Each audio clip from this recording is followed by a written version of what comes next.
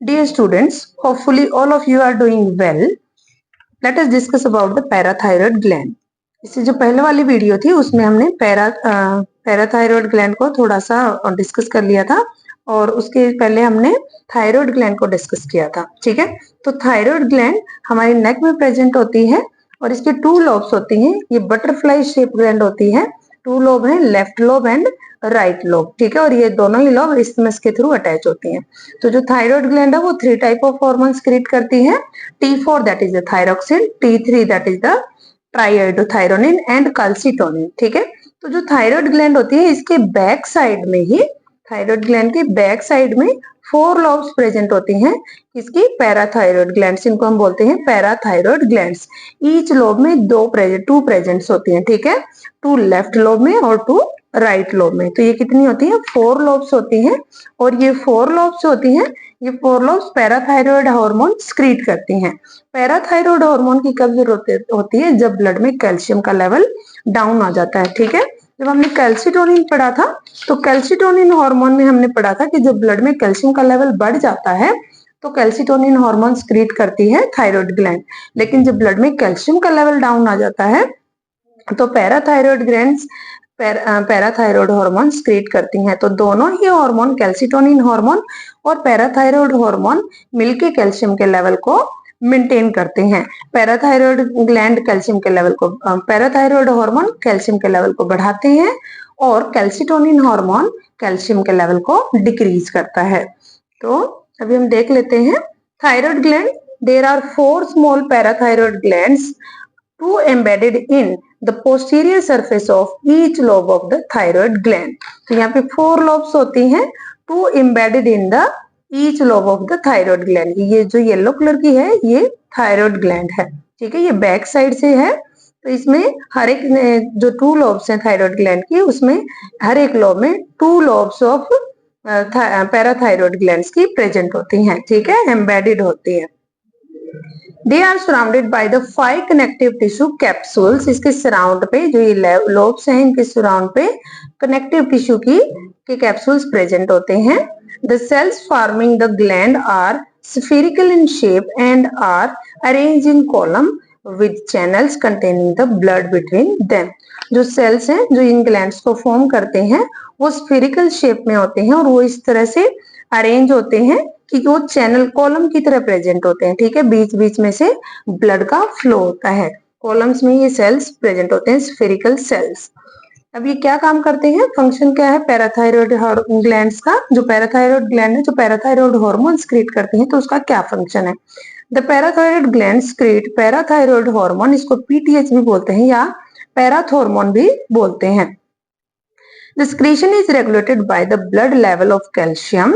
When this falls, secretion of the PTH is increased and vice versa.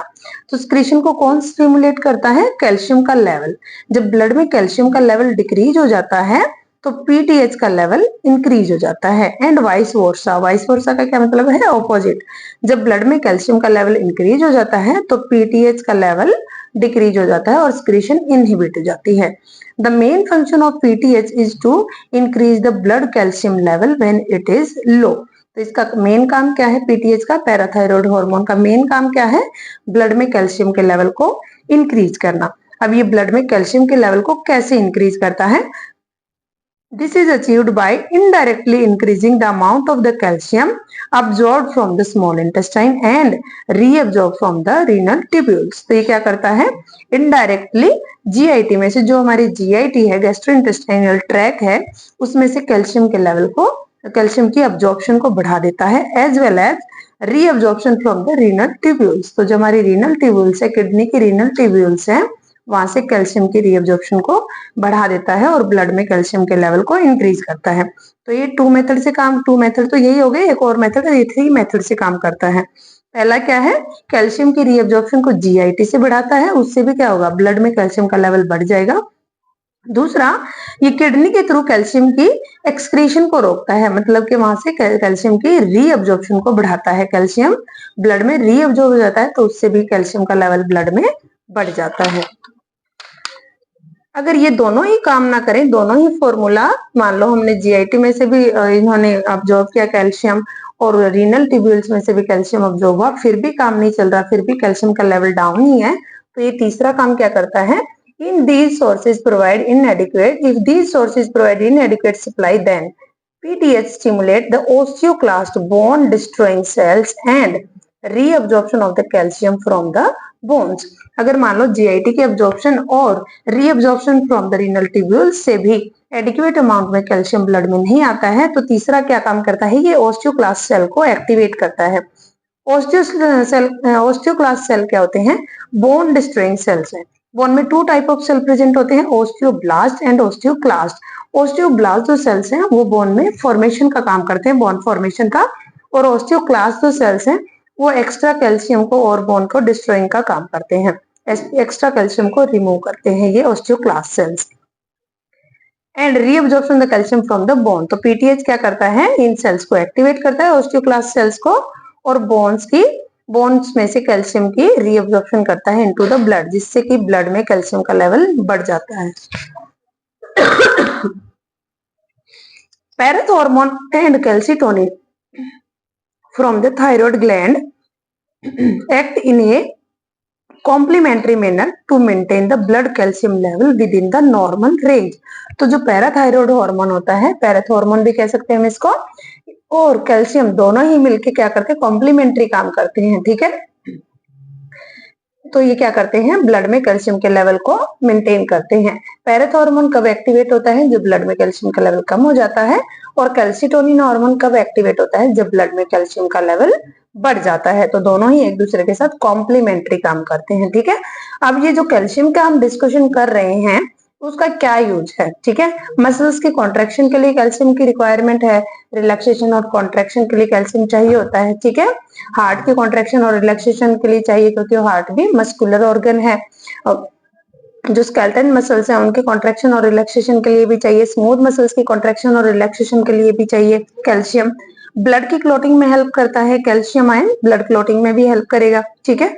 और nerve impulse transmission, जब nerve impulse transmit होती है nerve cells में, तो वहां पे भी कैल्शियम का मेजर रोल है, ठीक है। तो इसके साथ ही हमने हमारा थायराइड और पैराथायरॉयड ग्लैंड का टॉपिक ओवर है। एक बार ओवरव्यू ले लेते हैं। पैराथायरॉयड जो ग्लैंड्स होती हैं ये थायराइड ग्लैंड के बैक साइड में प्रेजेंट होती हैं। ये जो बटरफ्लाई शेप होती है थायराइड ग्लैंड की, इसके बैक साइड में प्रेजेंट होते हैं। थायराइड ग्लैंड के टू लोब्स होते हैं, लेफ्ट एंड राइट। तो पैराथायरॉयड जो ग्लैंड्स होती हैं वो 4 होती हैं, ठीक है। 2 embedded in each lobe of the thyroid gland, तो 2 लेफ्ट लोब में एम्बेडेड होती हैं। देखो ये जो ब्राउन कलर वाली है ये 4 लोब्स हैं, ठीक है, और 2 राइट लोब में एम्बेडेड होती हैं। और ये क्या करती हैं, पैराथायरॉयड हार्मोन स्क्रीट करती हैं पैराथायरॉयड ग्लैंड्स। और ये हार्मोन कब स्क्रीट होता है, जब कैल्शियम में ब्लड में कैल्शियम का लेवल डिक्रीज हो जाता है, तो पैराथॉर्मोन स्क्रीट होता है। इसको हम पैराथायरॉयड हार्मोन भी बोल सकते हैं, पैराथॉर्मोन भी बोल सकते हैं। ये कैल्सिटोनिन के कॉम्प्लीमेंट्री काम करता है।